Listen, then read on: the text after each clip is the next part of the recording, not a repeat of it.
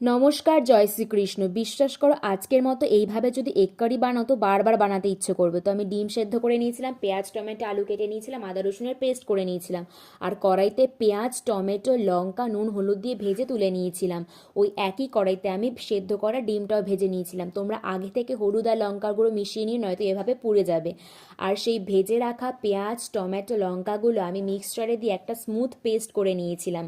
আর কড়াইতে ভেজে নিয়েছিলাম আলু। তো আলুগুলো ভাজা হয়ে গেলে ওই কড়াইতে জিরে আর তেজপাতা ফোড়ন দিয়ে আমি দিয়ে দিয়েছিলাম আদা রসুনের পেস্ট, আর দিয়ে দিয়েছিলাম সেই ভাজা মশলার পেস্টটা। তো এটা ভালোভাবে নাড়িয়ে আমি ওপর থেকে দিয়ে দিয়েছিলাম কাশ্মীরি লঙ্কার গুঁড়ো, হলুদ আর পরিমাণ মতো নুন চিনি।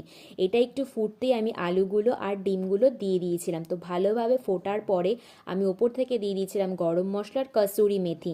তারপর নামিয়ে নিলেই রেডি আমাদের টেস্টি টেস্টি এগ কারি। ভিডিওটা ভালো লাগলে লাইক করে দিও। দেখা হচ্ছে পরের ভিডিওতে। রাধে রাধে।